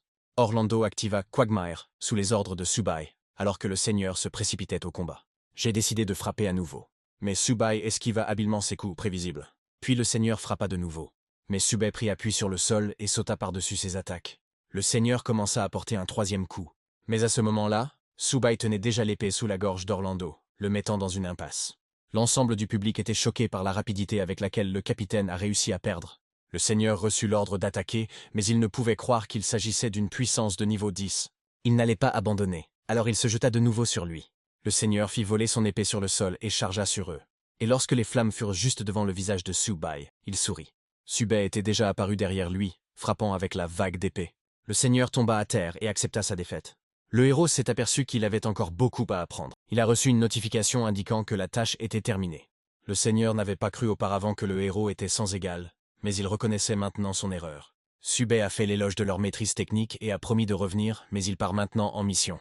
Le seigneur et le capitaine le raccompagnèrent. Le héros s'élança et le seigneur fut convaincu qu'il pourrait les conduire jusqu'à l'aube. Des téléporteurs étaient disséminés dans toute la ville de Rome pour faciliter les déplacements.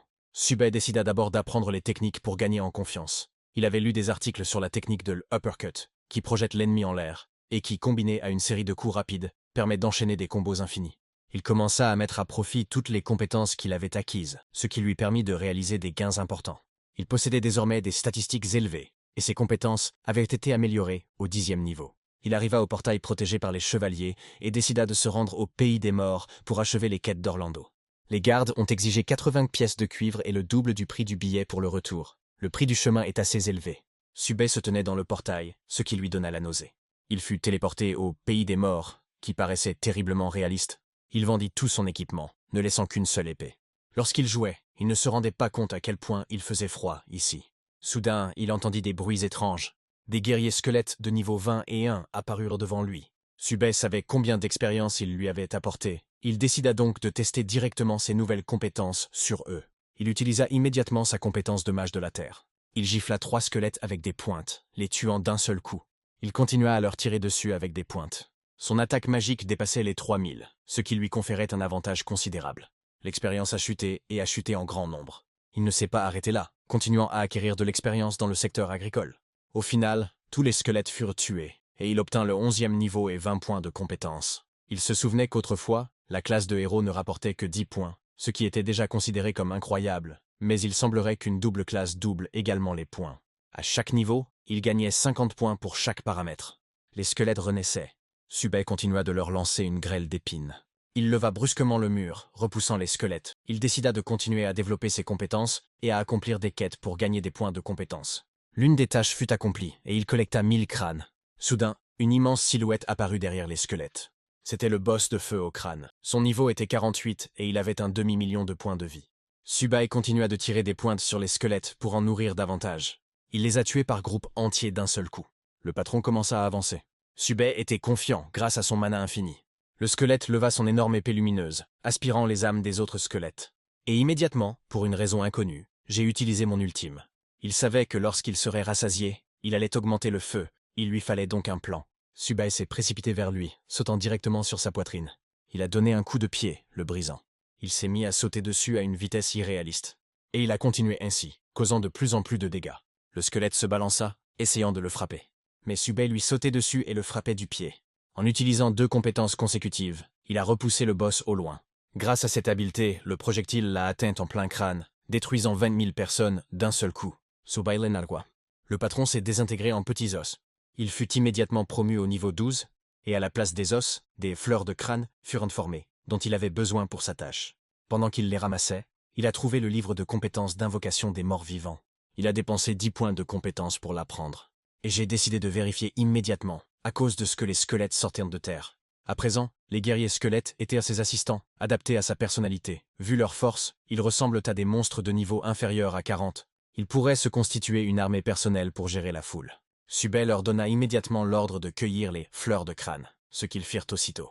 Il est allé au marais de la mort. Des lézards agressifs rampaient alentour. Mais il envoya son armée de squelettes les attaquer. Ils commencèrent à combattre les monstres des marais. Puis Subay a de nouveau utilisé cette technique. Et il prit pour armer son armée de squelettes, des épines de taille énorme et en pleine santé. Grâce à cela, il a pu faire passer sa compétence d'invocation de morts vivants au 2e niveau. À un moment donné, il a entendu du bruit dans une direction. Il a scellé Thornbearer pour aller vérifier. À son arrivée, l'immense démon tenait dans sa main un porteur d'épines mort. Subay ne comprenait pas l'ampleur des sacrifices nécessaires pour créer ce monstre. L'animal le remarqua et grogna. Il l'attaqua immédiatement. Subay courut à travers les collines, sachant que cette créature avait été créée par un nécromancien au moyen d'un rituel interdit. J'ai décidé de mettre fin à son supplice en l'attaquant avec des pointes. Mais le monstre n'en eut cure et attaqua avec sa main. Subay fut surpris par sa force. Puis, il se précipita sur lui, son épée à la main. Il lui donna une gifle sur la mâchoire, en achevant le travail. Il a porté de nombreux coups à la poitrine, infligeant de lourds dégâts. En conséquence, le monstre commença à tomber. Et Subay infligea les dégâts finaux, s'élevant à 100 000. Il fut surpris par la taille du monstre. Il a récolté une autre, fleur crâne. Subay termina la quête « Journal du mage fou » et décida de ne pas se précipiter pour terminer la seconde, car il n'y avait pas de limite de temps. Il décida donc d'aller d'abord à la Réunion. Il retourna en voiture vers l'ouest de Rome et marcha dans la rue avec un sac sur le dos, tandis que les gens autour de lui en discutaient. Subay a échangé les objets contre de l'argent. Au final, il n'a reçu que quelques dizaines de pièces d'or pour toute la nuit de travail, ce qui est extrêmement peu rentable. Il passa devant les forgerons, cherchant un forgeron d'un niveau supérieur. Soudain, ils le reconnurent et l'encerclaient. On lui reprochait d'avoir perdu le cristal de rang SSS et de se promener maintenant sans vergogne. Même le visage dissimulé, il fut reconnu par les membres du clan Ling, et décida donc de partir. Il est même sorti de la ville, mais la foule ne l'a pas laissé pour compte. Les gens ont commencé à crier à tout le monde de regarder la recrue légendaire. Il essaya de se faire passer pour l'humble monsieur Su. Certaines personnes se sont fait avoir, mais on ne peut pas tromper les gens. Jin Pantian voulait une explication sur la façon dont il avait perdu le cristal SSS. Subay retira son masque, ne comprenant pas pourquoi il devrait lui rendre des comptes pour son objet. Il pensait que tous les objets mis hors de combat dans la zone des débutants appartenaient au pays de Yang. Pang Tian donna l'ordre à son escouade de l'attaquer. Il voulait beaucoup de choses de lui. Les garçons se sont jetés sur lui. Subay activa sa technique avec des pointes, les attaquant. À chaque smash, il mettait un joueur hors de combat. Tout le monde était choqué de ne même pas pouvoir voir l'animation de son attaque, mais il a éliminé les 30e niveaux en un seul coup. Il décida alors d'envoyer les porteurs de boucliers en avant. Subay continua de leur lancer des épines. Ses projectiles transpercèrent leur défense. Tout le monde a regardé leur combat, sans se demander comment il avait réussi à battre des records. Pang Xian tenta de continuer à commander son escouade, mais Subay se contenta de lever les murs de pierre, bloquant ainsi les attaques des mages. Il décida lui aussi de montrer ce dont il était capable en leur tirant des flèches de glace. Pang Xian n'a vu que les membres de son escouade mourir un par un et a décidé de partir. Il s'est enfui, abandonnant son équipe. Mais Subay a couru après lui. Et il a dépassé l'homme effrayé. Il l'a mis à genoux, exigeant des réponses quant à l'identité de l'expéditeur. Mais il jura avoir tout fait seul, implorant grâce. En réalité, il savait ce qui arriverait à sa famille s'il révélait quoi que ce soit. Subay leva l'épée devant son visage, sachant qu'il allait mourir. Mais il n'a pas choisi de mourir seul, brandissant un poignard. Mais Subay l'a abattu d'un seul coup. Le laisser traîner là, se débrouiller tout seul.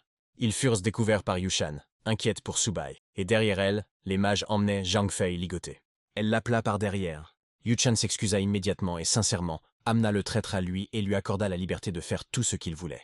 Subay ne s'attendait pas à ce que Zhang Fei tente de le tuer. Mais il était jaloux des faveurs de sa maîtresse et voulait se débarrasser de son air arrogant. Subay la laissa prendre la décision. Après tout, c'était son homme. Yushan donna l'ordre de le traiter selon les lois du clan. Les mages à l'arrière commencèrent à brûler Zhang Fei vif, tandis que Yushan s'excusait pour les désagréments causés. Subay appréciait sa façon de régler les problèmes. Ils se rendirent tous ensemble au portail situé au 11e étage de la tour. Subay savait qu'il existait un repère commun de créatures infestées par des dieux étrangers. Yushan avait réuni tous ceux dont elle avait besoin. 3 mages du vent et un mage du feu, tous de niveau 20. Subay leur demanda de lui enseigner quelques compétences. Il examinait leurs compétences lorsqu'il remarqua un familier Ifrit qui possédait une compétence extrêmement rare. Subei leur imposa une condition pour qu'ils n'aient pas désobéi à ses ordres. Yu-chan promit qu'ils seraient les meilleurs combattants de sa guilde. Tous les regards étaient tournés vers les membres de la guilde Lin qui se rendaient au 11e étage.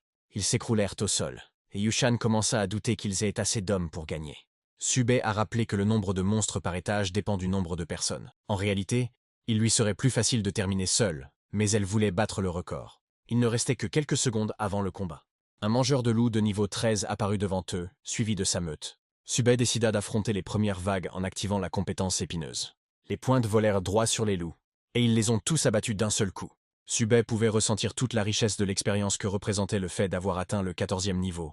Pendant qu'il se battait, tout le monde le regardait bouche bée pour voir quelle quantité de mana infini il possédait. Les mages prirent conscience de la puissance de Subei après sa victoire à lui seul contre la meute. Mais Subei n'y a vu de l'admiration que lorsque Yu-chan était resté sans voix. Les magiciens étaient ravis d'avoir eu cette chance et de pouvoir traverser les étages. Ils continuèrent leur chemin, atteignant le bord. Les mages accompagnés de Subei commencèrent à tirer sur les ennemis. Yu-chan et Subei se sont affrontés coup sur coup. Ils arrivèrent à Hill Hill Hill, et Subei ordonna à Yu-chan d'appeler un Afriti. Yu-chan obéit immédiatement à son ordre. Un Ifrit, familier de la maison, sortit du sol. Subei ordonna à tous de se préparer au combat. Le 14e Hill Hills apparut devant eux. Tous se mirent à tirer ensemble sur les ennemis de loin. L'Ifrit s'envola au combat. Et de ses attaques, quelque chose a commencé à émerger. C'était une autre copie de l'Ifrit. Subei remarqua que l'Ifrit répartissait son énergie entre les attaques contre les hordes d'ennemis. Les mages furent surpris du nombre de copies que l'Ifrit avait engendrées.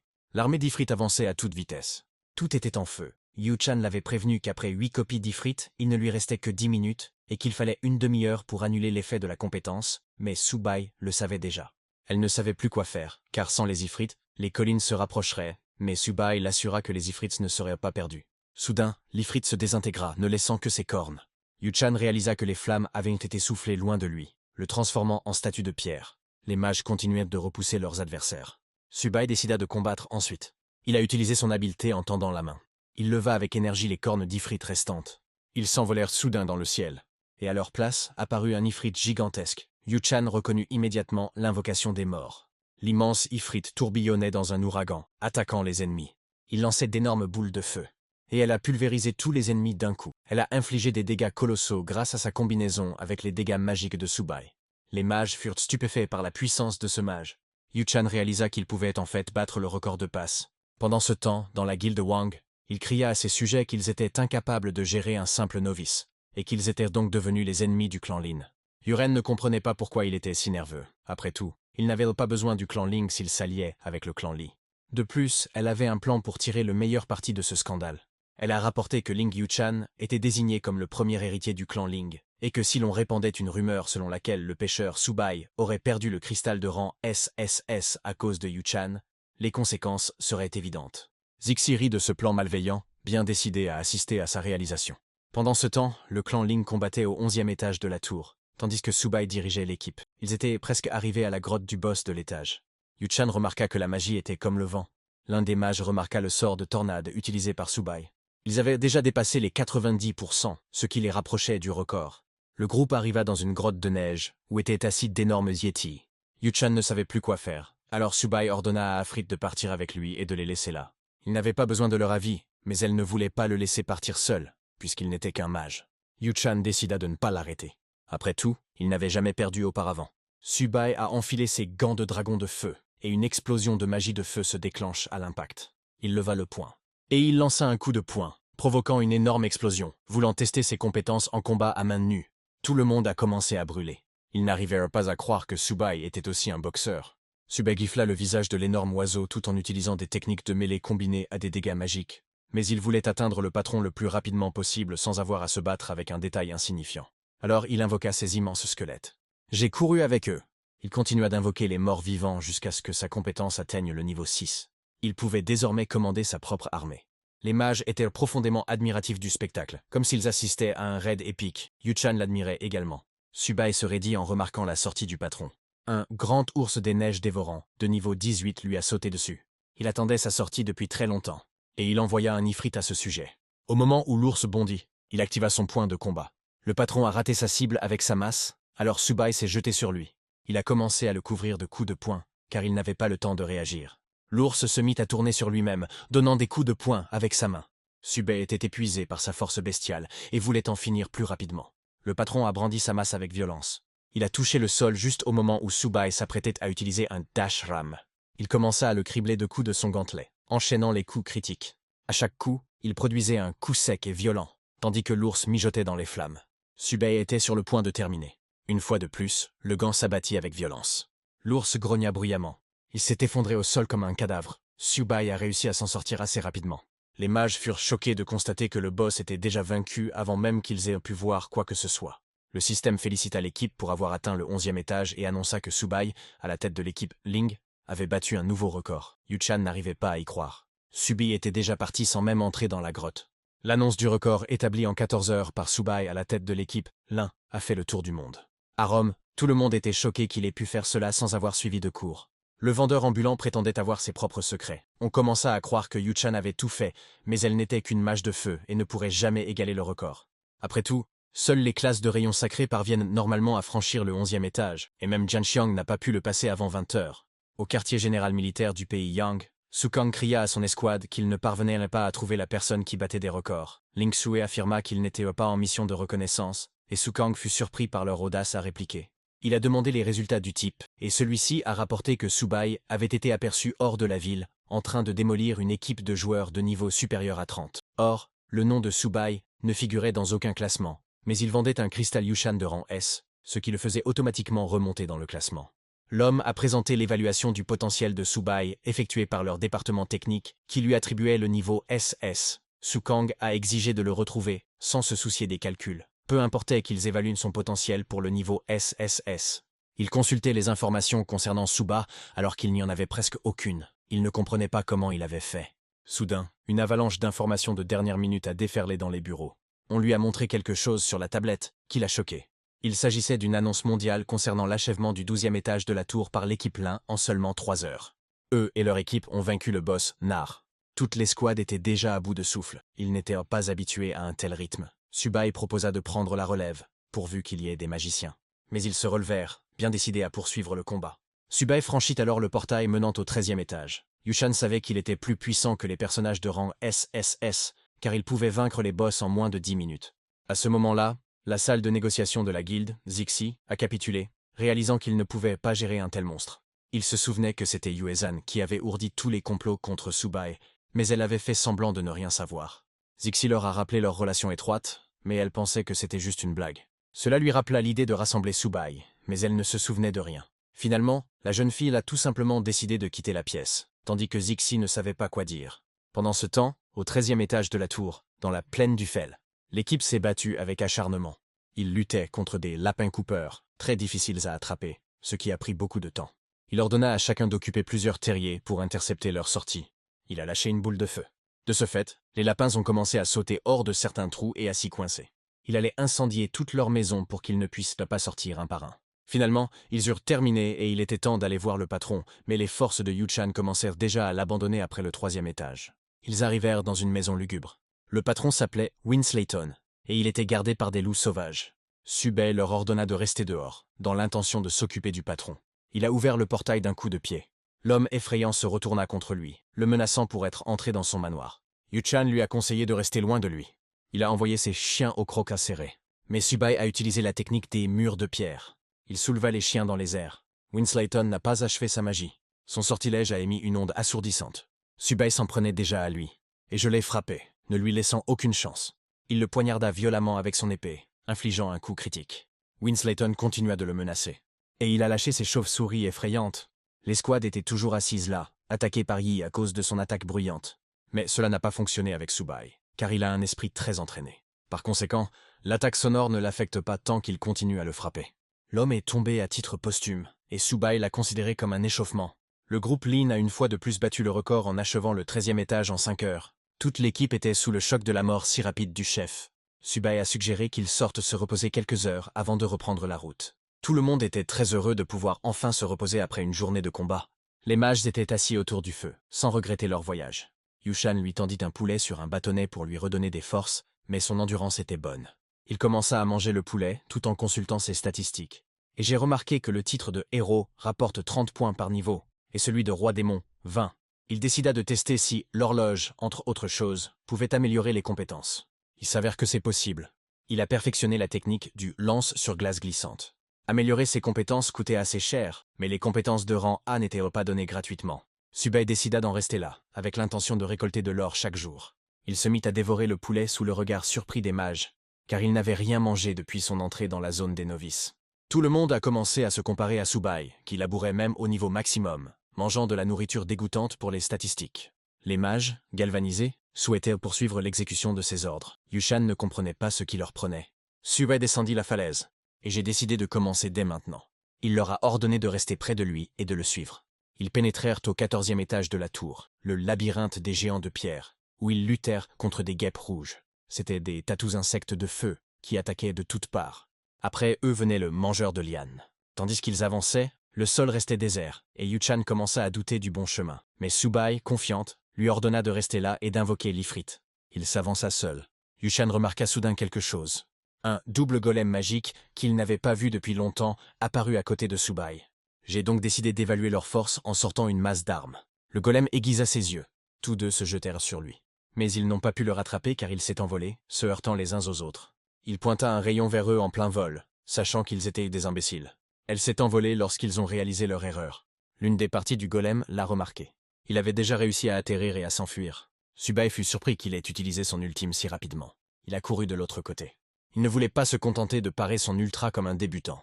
Alors j'ai frappé le mur avec ma masse. Les yeux du golem brillaient d'un rouge éclatant. Et il a tiré un laser à travers le trou dans le mur. Yuchan fut surprise par sa puissance. Subei lui lança la masse électrifiée. Il se jeta sur le deuxième golem. Il l'a frappé en plein œil, voulant tester une nouvelle compétence sur lui. Des fleurs de glace apparurent au-dessus d'eux lorsqu'il leur ordonna de se désagréger. Il leva la main, activant ainsi la possibilité de mettre fin au combat. Un golem fut fendu en deux par un énorme rayon qui le transforma instantanément en éclat de pierre. Le second était empli d'une énergie qui jaillissait de toutes les fissures. Subei s'éleva dans le ciel, le fendant d'un rayon. Son visage se décomposa en deux. Subei a atterri sur des morceaux de rocher. Yuchan a averti que les débris pourraient en permettre de reconstituer le boss. Mais Subei ne leur a même pas donné la chance de se battre à nouveau. Toutes les roches étaient gelées par les morceaux de glace tombés du ciel. L'équipe fut une fois de plus stupéfaite par son talent, à tel point qu'il interdit au coach de s'en remettre. Le système a félicité leur équipe pour avoir achevé le 14e étage en un temps record de 30 heures. Subei s'enfonça davantage dans le portail, souhaitant franchir le dernier étage. Pendant ce temps, au cœur de Rome, tout le monde parlait de Subei, qui ne figurait toujours pas sur les listes de promotion. Personne ne s'attendait à ce qu'un nouveau sablier immortel leur naisse. L'escouade de Wang Zixi a traversé la ville. Ils ne s'attendaient à rien de différent de la part de Subei. Le système annonça une fois de plus au monde entier que Subei avait fermé le 15e étage en un temps record de 6 heures. Zixi pensait qu'il en faisait déjà trop. Ils avaient tué le chef au 15e étage, et il était déjà temps pour Subei de partir. Yuchan estima que le clan Ling avait reçu trop d'argent et voulut donc lui accorder une compensation, ce à quoi Subei ne s'attendait absolument pas. Les mages franchirent le portail et quittèrent l'étage. Yuchan lui proposa tout ce qu'il voulait, et si c'était de l'or, alors 10 000 par étage, et demanda 3 jours pour le collecter. Il s'est léché les babines devant une telle somme, et leur a demandé de le contacter s'ils voulaient battre d'autres records, en leur promettant une réduction. Yuchan était ravi, essayant de réserver 30 étages d'un coup. Subei sourit maladroitement, sachant qu'il perdrait déjà 30 000 $ pour 15 étages s'il accordait une réduction, mais il l'accepta.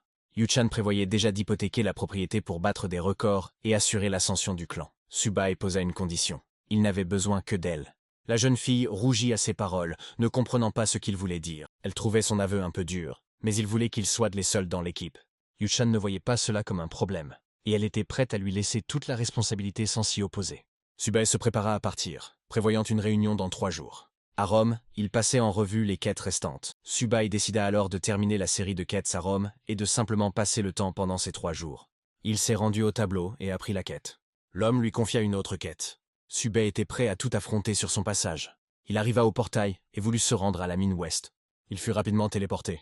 Il avait oublié de fermer les yeux, ce qui leur donnait un air terrifié. Soudain, Pei Lingsue lui a envoyé une demande d'amis. Il la rejeta immédiatement et entra dans la mine. Lingsue n'arrivait pas à croire qu'il l'avait déjà rejetée pour la 27e fois.